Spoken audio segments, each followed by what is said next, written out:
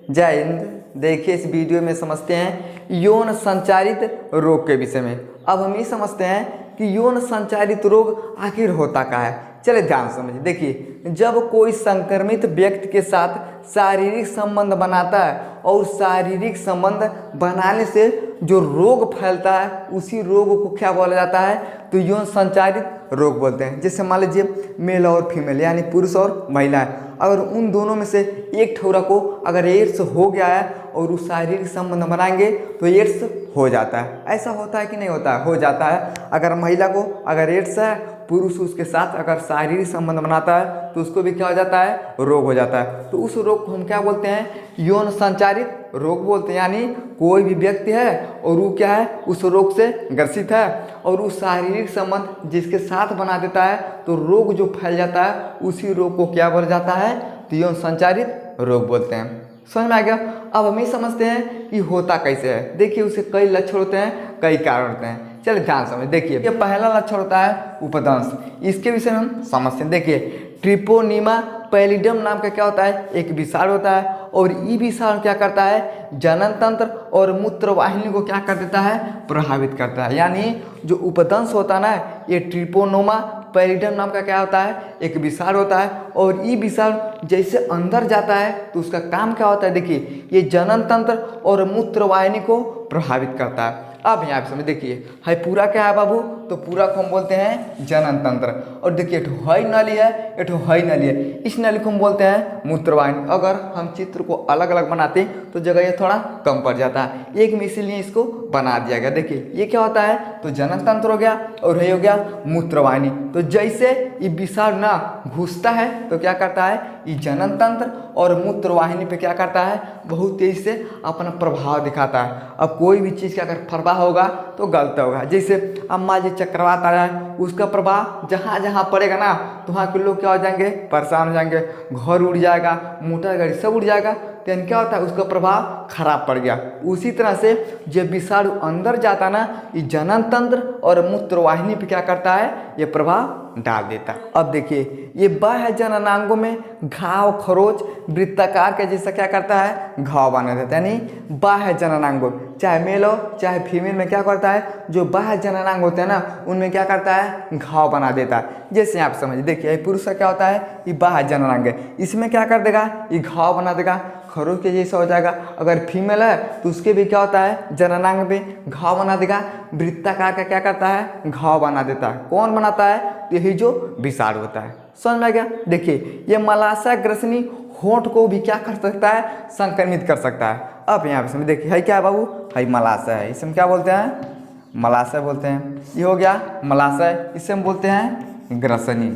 क्या हो गया, तो ग्रसनी हो गया। देखिए ये मलाशय ग्रसनी होंठ है, क्या हो गया, होंठ हो गया।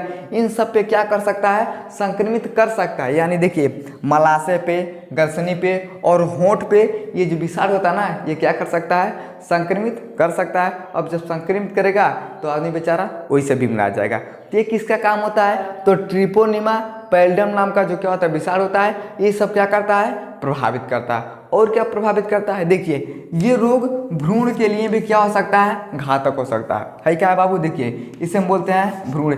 यानी माँ के गर्भ में क्या है, ये बच्चा है, तो जब छोटा सा रहता है उसे हम क्या बोलते हैं, तो भ्रूण बोलते हैं। अगर ये जिसके अंदर अगर चला जाएगा ना तो भ्रूण को भी क्या कर सकता है, ग्रसित कर सकता है। अब भ्रूण किसके अंदर बनेगा भैया, देखिए ये महिला के ही अंदर बनेगा। क्या बनेगा, महिला के अंदर बनेगा।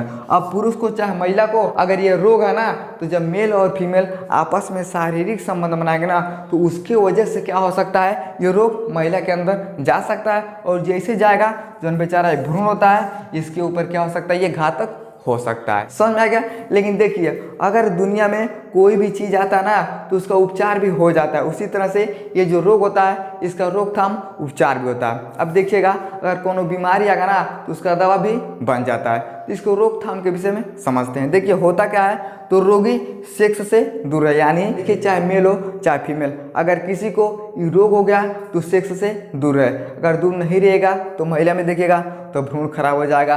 देखिए जनन तंत्र खराब हो जाएगा, मूत्रवाहिनी, मलाशय, ग्रसनी सब क्या हो सकता है, ये प्रभावित हो सकता है। तो जिसके अंदर ये बीमारी हो जाता है तो ये सबसे क्या होना चाहिए, दूर रहना चाहिए। समझ में आ गया। देखिए, रोगी का वस्त्र न पहने, जो कपड़ा है उस कपड़ा को मत पहनिए। जूठा भोजन मत करिए, अगर वो खाना खा के अगर छोड़ दिया है तो खाना मत खाइए। कितना महिला को दिखेगा ना, बड़ा संस्कारी रहती है, कहती नहीं अपने पति का हम जूठवा खाएंगे, जैसे खाएगा धकेल देगा, अच्छा क्या कर लेती है, खा लेती है। खा सकते हैं, लेकिन जिसको ये रोग हो सकता है ये भैया आप मत करिए, नहीं तो आप ऐसा करेंगे तो आपको भी क्या हो सकता है, ये रोग हो सकता है। समझ में गया, ये हो गया रोकथाम। लेकिन इसका दवा क्या होता है, देखिए पेनिसिलिन टेट्रासाइक्लिन नाम का क्या होता है, ये मेडिसिन यानी क्या होता है, औषधि होता है। अगर इसका उपचार आप करते हैं तो ये धीरे धीरे क्या होता है, कंट्रोल हो जाता है। तो दवा का क्या नाम होता है, तो पेनिसिलिन टेट्रासाइक्लिन नाम का क्या होता है, ये औषधि होता है। समझ में आ गया। अब इसका स्क्रीनशॉट लीजिए। अब हम और समझते हैं कि इसके क्या क्या लक्षण होते हैं। समझ में आ गया। पहला लक्षण क्या हो गया, उपदंश। अब इसका स्क्रीनशॉट लीजिए, हम आगे समझते हैं। ये दूसरा लक्षण होता है एड्स। किसके लक्षण होते हैं, तो यौन संचारित रोग में क्या होता है, दूसरा लक्षण होता है एड्स। एड्स कैसे होता है, देखिए इम्यूनोडिफिशियंसी नाम का क्या होता है, विषाणु होता है, और इसी विषाणु से क्या होता है, तो एड्स फैल जाता है। देखिए टीबी, निमोनिया, कैंसर के बाद भी अगर ठीक नहीं हो रहा है ना, देखिए सांस लेने में तकलीफ, वजन कम, सिर दर्द, पसीना ज़्यादा आना, वो भी रात में, अगर ये सब लक्षण आपको हो रहा है तो समझिए कि क्या हो रहा है, हमको धीरे धीरे एड्स हो रहा है। जो लोग शारीरिक संबंध बनाते हैं वो लोग तो समझ में करेगा कि हम बहुत ज़्यादा इधर उधर घूमते हैं, शारीरिक संबंध बनाते हैं, और ये सब हमारे अंदर भैया अब लक्षण आ गया, लक्षण आ गया तो आपको समझ जाना चाहिए कि धीरे धीरे क्या हो रहा है, आपको एड्स हो रहा है। अगर एड्स के विषय में पूरा जानकारी लेना है तो एड्स के विषय में वीडियो बना दिया, उस वीडियो को आप लोग देख लीजिएगा। इसमें हम केवल 60 में समझते हैं। समझ में आ गया। तो क्या होता है, देखिए यही जो वायरस होता है ना, अगर आपको टीबी हो गया है, निमोनिया हो गया है, कैंसर हो गया है, और अब दवाई करा रहे हैं, अगर ठीक नहीं हो रहा है, सांस में तकलीफ है, वजन कम हो रहा है, सिर दर्द हो रहा है, और रात में बहुत ज़्यादा पसीना आ रहा है, इस समय कोनो बात नहीं भैया, गर्मी का मौसम है, इस समय तो पसीना हो ही करेगा। लेकिन जिसको ये रोग हो जाएगा ना, ये सब क्या होता है, लक्षण होता है। तो जो लोग शारीरिक संबंध ज़्यादा बनाएंगे वो लोग समझ जाएंगे कि हमको क्या हो रहा है, एड्स हो रहा है। समझ में आ गया।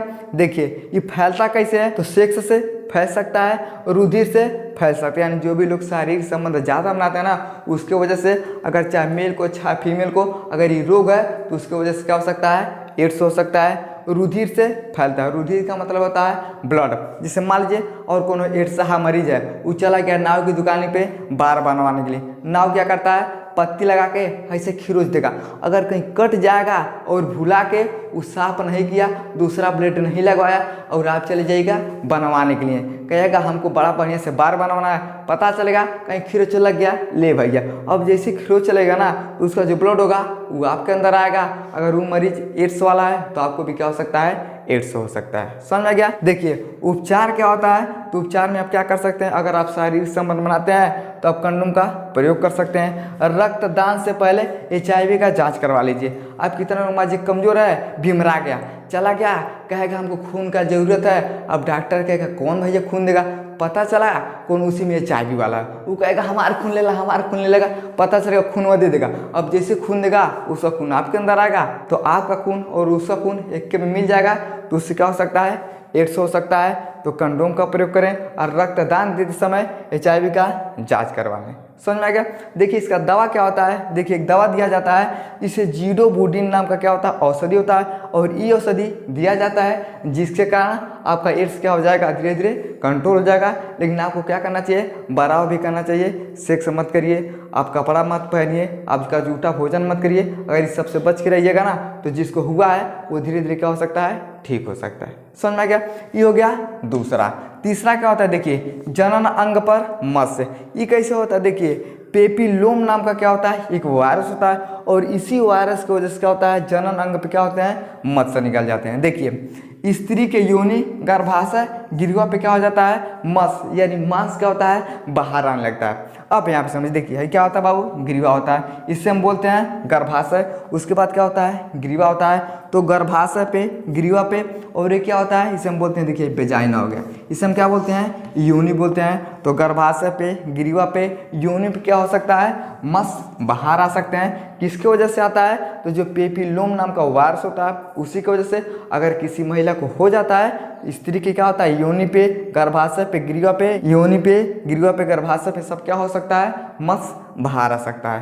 तो ये क्या होता है, जनन अंग पे मस बाहर निकल जाता है, तब भी आपको क्या हो सकता है, ये खतरा होगा। समझ में आ गया।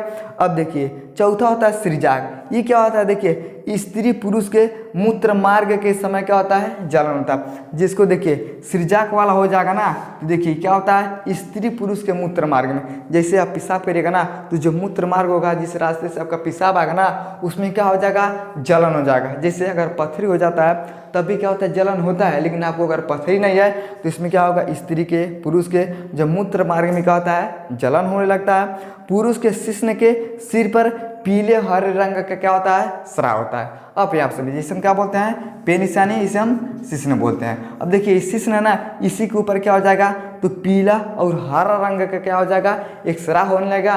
तो जैसे पीला और हरे रंग का इस पे क्या होता है, स्राव होने लगता है, तो क्या होता है, वो सृजा के लक्षण के अंतर्गत आता है। समझ में आ गया। देखिए उपचार में क्या किया जाता है, धूप में ज़्यादा न रहे, मसाला वाला सब्जी कम खाइए, और जिस अंग पे आपको ये सब बीमारी हो गया तो उसको क्या करें, हवा में थोड़ा खुले में रखें, जिसके कारण ये धीरे धीरे बीमारी भी ठीक हो सकता है। लेकिन सब कुछ क्या हो सकता है, उपचार की वजह से हो सकता है, और आपका बराव करना चाहिए। अब मान लीजिए कोनो खो गया है बबसीर, अब तेल मर्चा खूब खाइएगा तो कंट्रोल नहीं रहेगा, उसको क्या करना पड़ेगा, आप तेल मर्चा कम करिए, जिसके कारण वो धीरे धीरे कंट्रोल हो सकता है। तो सब क्या करना चाहिए, बराव पे होता है। ये क्या होते हैं, ये सब लक्षण होते हैं। किसके लक्षण होते हैं, तो यौन संचारित रोग के विषय में। समझ में आ गया।